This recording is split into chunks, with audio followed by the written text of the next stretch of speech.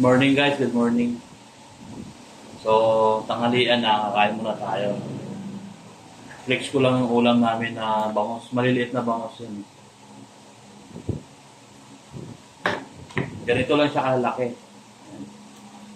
Parang palad lang na lapad yun.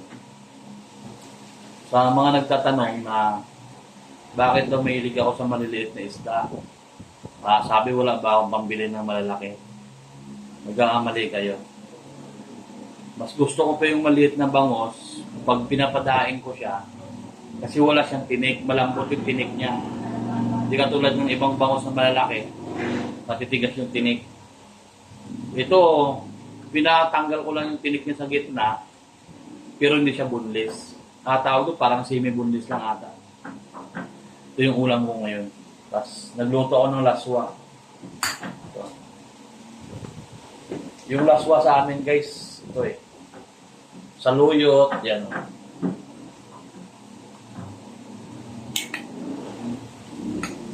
Partner talaga nito sa isda. Saka siyempre yung ating sili, yan. Sausawan. So, tara, kain tayo.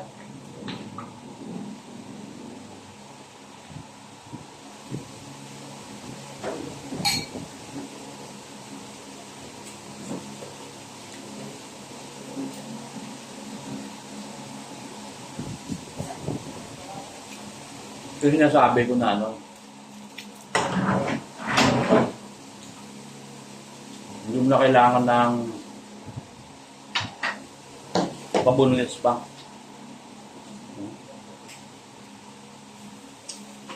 Kaya nga malambot na yung tinik.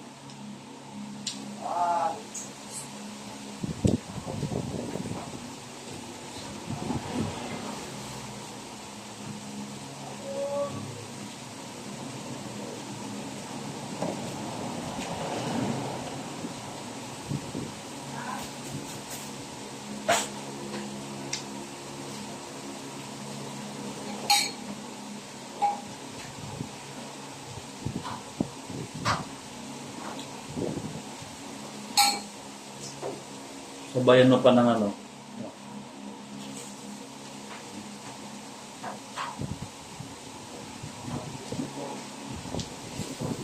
Mas masarap yung maliit.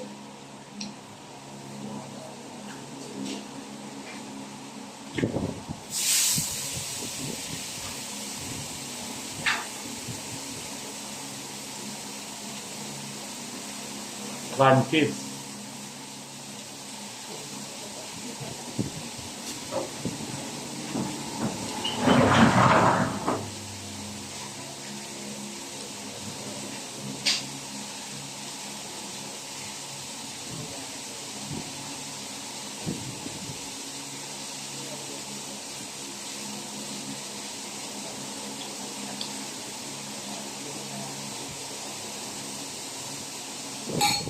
Sabay gulay na. Healthy pa to.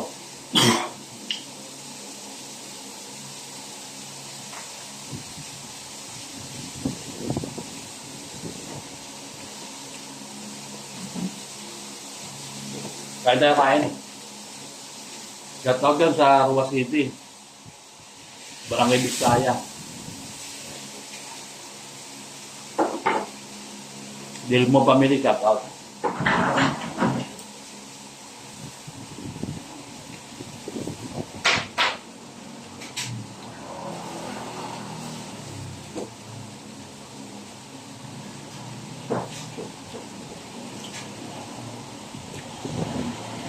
Sarap ng ulam.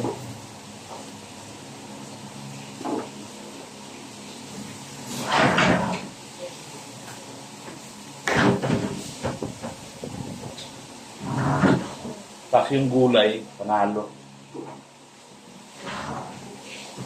Nagdala sa kanya yung ano, lapot ng okra at yung lapot ng saluyot. Hindi pa sa'yo to?